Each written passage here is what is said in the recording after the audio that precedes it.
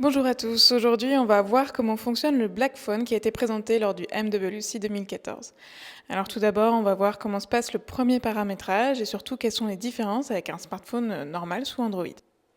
On a bien sûr au départ le paramétrage de la langue, ça ne change pas, et ensuite on vous propose de paramétrer un code PIN, donc c'est déjà une première différence avec Android qui donc va permettre de protéger tout l'appareil.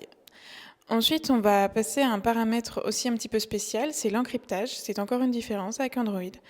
En fait, une fois que le téléphone va être crypté, plus personne ne pourra avoir les informations et il va falloir forcément avoir votre mot de passe pour pouvoir y accéder. Donc c'est une protection bien sûr bien plus forte que sur Android habituellement. Alors, petit rappel, sur le Black Phone, il a été construit en fait par Geeksphone, qui est une société espagnole, et avec d'autres sociétés telles que Silent Circle. Et l'objectif est bien sûr de protéger vos données. La grosse différence qu'il va y avoir en fait entre un smartphone Android et un Black Phone, ça va être donc il n'y a pas d'inscription via le compte Google, et surtout il y a déjà beaucoup d'options pendant le premier paramétrage qui vont vous présenter tous les services de protection disponibles. Maintenant qu'on a passé les premières étapes du paramétrage du Black Phone, on va pouvoir arriver sur la page d'accueil qui propose donc les principaux outils en raccourci. Le premier tout en haut à gauche, il s'appelle BP Security. C'est en fait le firewall. Et c'est de là où l'utilisateur pourra paramétrer toutes les applications et surtout quelle sécurité il souhaite avoir sur ces applications. Il peut choisir des permissions soit individuellement pour chaque application, soit une restriction pour tout un groupe pour gagner un petit peu de temps. Alors, par exemple, si on ne souhaite pas que l'application Galerie ait accès à toutes mes informations personnelles, et surtout encore moins qu'elle les rediffuse sur Internet, hop, c'est rapidement changé en quelques clics. Un autre exemple, on ne souhaite qu'aucune appli n'ait accès à mes contacts. Et là, on peut couper tout ça en un seul geste. Donc par exemple, ici, 14 applications n'ont plus la permission d'accéder à mes contacts.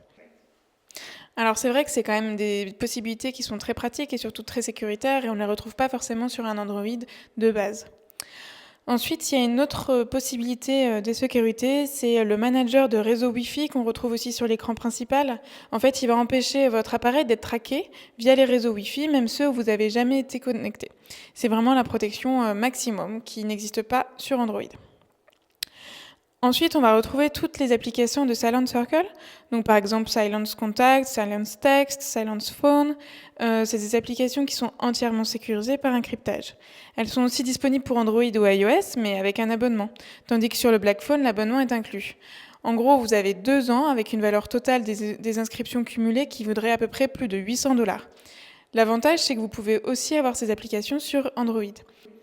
D'ailleurs, pour la petite histoire, Silent Circle le vend un petit peu comme un cadeau que vous pourriez offrir à vos amis ou familles sur Android ou iOS pour que tout le monde soit vraiment entièrement protégé. Alors, quand on arrive un petit peu vers l'interface, ça reste du Android pur, donc tout ce qu'on connaît est habituel. On a le tiroir d'applications, on a la même interface, on a les paramètres qui restent donc similaires. Il n'y a rien qui peut être surprenant par rapport à un téléphone Android de d'habitude. Alors, il y aura juste des applications qui sont préinstallées, ce sont celles dédiées à la sécurité, et bien sûr, on n'a pas de Google Play intégré. Bon, on pourra toujours l'installer via l'APK, après, c'est pas forcément le principe du Black Phone. En fait, tous les développeurs du Black Phone nous ont dit la même chose. Le but n'est pas de frustrer l'utilisateur dans ses habitudes, mais de lui donner quand même la possibilité de mieux se protéger.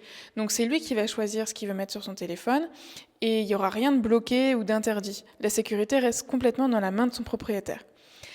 Il sera vendu à 460 €, du moins c'est ce qui est annoncé et ce qui est en prévente. Il faut rappeler quand même qu'il a des caractéristiques techniques de moyenne gamme, mais qu'il a une protection hors du commun, du moins actuellement, et surtout toutes les licences de Silent Circle.